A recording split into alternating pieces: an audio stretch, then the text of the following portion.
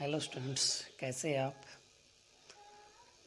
आज जो हम टॉपिक पढ़ने जा रहे हैं वो है हमारे पास मैग्नेटिक एलिमेंट्स।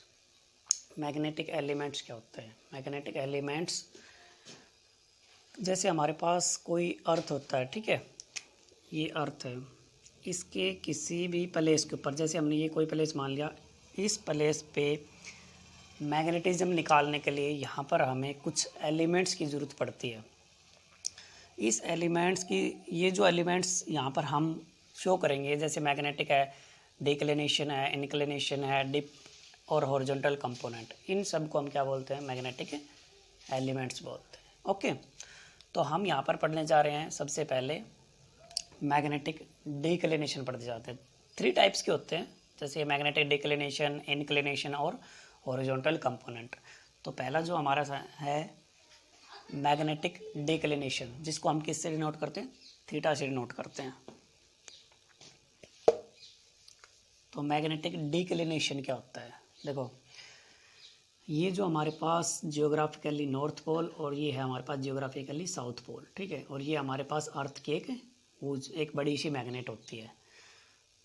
मैग्नेटिक एक्सिस और जियोग्राफिकली एक्सिस, इसके बीच में जो एंगल बनता है उसको हम बोलते हैं मैग्नेटिक डिक्लिनेशन। मतलब ऐसे हो गया, जैसे हमारे पास ये एक फ्रीली सस्पेंडेड मैग्नेट है नॉर्थ साउथ, और यहाँ पर हमारे पास क्या है?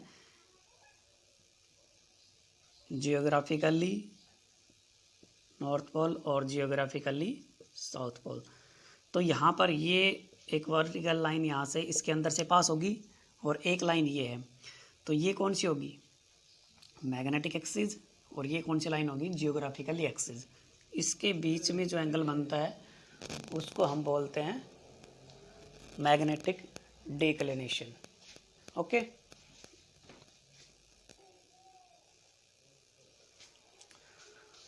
तो जो फर्स्ट आपका था मैग्नेटिक डिक्लिनेशन, वो ये है कि यहाँ पर जियोग्राफिकल एक्सिस और मैग्नेटिक एक्सिस, इन दोनों के बीच में जो एंगल बन रहा है उसको हम बोलते हैं मैग्नेटिक डिक्लिनेशन। दूसरा एक और भी हम डेफिनेशन यहाँ पर बता सकते हैं।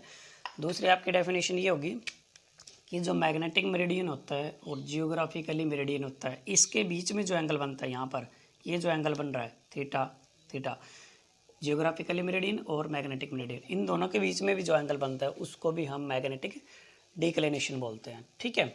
अब बात ये आती है कि जो आपका जियोग्राफिकली मेरिडियन और मैग्नेटिक मेरिडियन क्या होगा, ठीक है।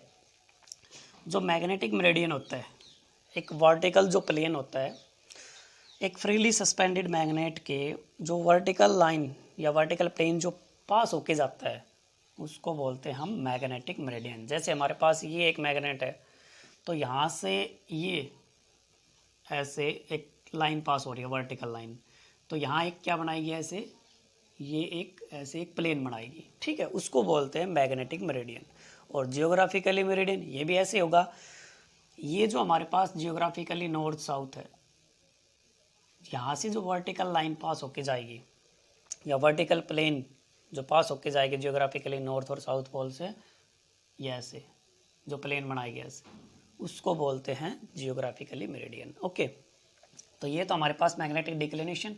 अब हमारे पास जो सेकंड है मैग्नेटिक इंक्लिनेशन, जिसको बोलते हैं मैग्नेटिक डिप, ठीक है। वो हमारे पास क्या होगा? वो हमारे पास ये है, ये जो डेल है इसको बोलते हैं हम मैग्नेटिक डिक्लिनेशन। अब इसकी डेफिनेशन आप कैसे देंगे? ये जो हमारे पास लाइन है, ये जो लाइन है, ये क्या है हमारे पास? ये जो अर्थ मैग्नेटिक फील्ड की हॉरिजॉन्टल कंपोनेंट में जो डायरेक्शन है, ये जो लाइन है, ये टोटल स्ट्रेंथ होती है अर्थ मैग्नेटिक फील्ड की। ये टोटल स्ट्रेंथ है अर्थ मैग्नेटिक फील्ड की, ये हॉरिजॉन्टल लाइन है। जैसे ये हमारे मैग्नेटिक मेरिडियन की हॉरिजॉन्टल लाइन, ये वर्टिकल लाइन है। जो टोटल स्ट्रेंथ होती है अर्थ मैग्नेटिक फील्ड की और हॉरिजॉन्टल के साथ जो एंगल बनाती है उसको बोलते हैं हम डेल, यानी एंगल ऑफ डिप भी बोल देंगे या फिर मैग्नेटिक डिप भी बोलेंगे। ओके, तो ये जो एंगल है इन दोनों के बीच में, हॉरिजॉन्टल और total strength of earth magnetic field के बीच में जो एंगल बन रहा है उसको बोलते हैं मैग्नेटिक डिप। ओके, समझ में आया आपको? इसको हम डेल से डिनोट करते हैं। अब बात ये होती है कि जो डेल होता है एट पोल्स और एट इक्वेटर, इस पे वैल्यू कितनी होती है इनकी, इस डेल की वैल्यू कितनी होती है।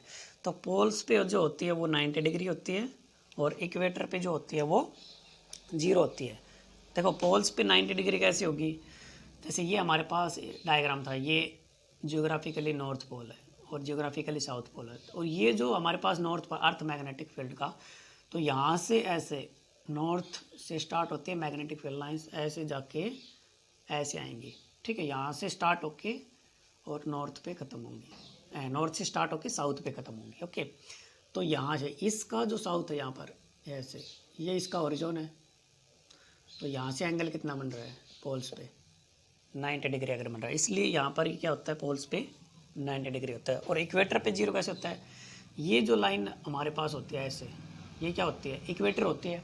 ओके, और ये हमारे पास लाइन नॉर्थ से, मैग्नेटिक फील्ड लाइंस नॉर्थ से स्टार्ट होकर ऐसे जाती है, ठीक है। तो ये जो लाइन होगी ना हमारे पास ऐसे ऐसे, ये इक्वेटर होती है। ये जो हमने लिया था नॉर्थ और साउथ, क्योंकि यहाँ से स्टार्ट होके ऐसे जा रही है, इसलिए इस लाइन के और ये जो लाइन होती है ये क्या होती है, एक दूसरे के पैरेलल होती है, इसलिए वहाँ पर जो एंगल होता है वो 0 होता है, ठीक है। तो पोल्स पे 90 और इक्वेटर पे 0 होता है। ओके, अब हम जो बात करने जा रहे हैं वो third, horizontal component. Horizontal component क्या होता है, ये होता है हॉरिजॉन्टल कंपोनेंट। ये जो हमारे पास है टोटल स्ट्रेंथ जो होती है अर्थ मैग्नेटिक फील्ड की हॉरिजॉन्टल डायरेक्शन में, उसको बोलते हैं हम हॉरिजॉन्टल कंपोनेंट। यानी ये जो टोटल स्ट्रेंथ है अर्थ मैग्नेटिक फील्ड की किस डायरेक्शन में, हॉरिजॉन्टल डायरेक्शन में, उसको बोलते हैं हम हॉरिजॉन्टल कंपोनेंट, ठीक है। ओके, अब हमारे पास यहाँ पर क्या है, ये जो आर है यहाँ पर दो कंपोनेंट्स में डिवाइड होगा, ठीक है। एक तो यहाँ पर आपके पास बन जाएगा आर कोस डेल, और यहाँ पर बनेगा आपके पास आर साइन डेल। ये वर्टिकल साइन बनता है और हॉरिजॉन्टल आपका कोस बनता है। ओके, अब हम यहाँ से क्या कर रहे हैं, ये वैल्यू निकाल रहे हैं हॉरिजॉन्टल की।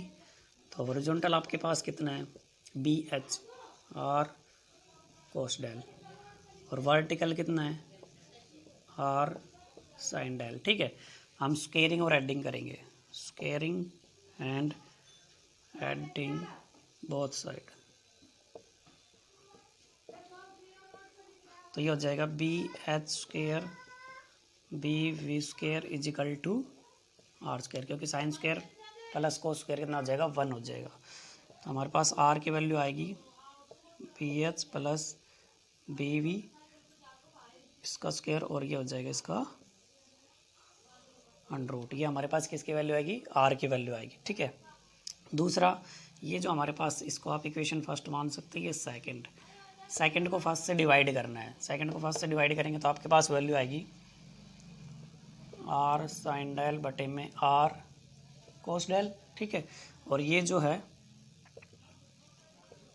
बी वी बटे में बी एच, ठीक है।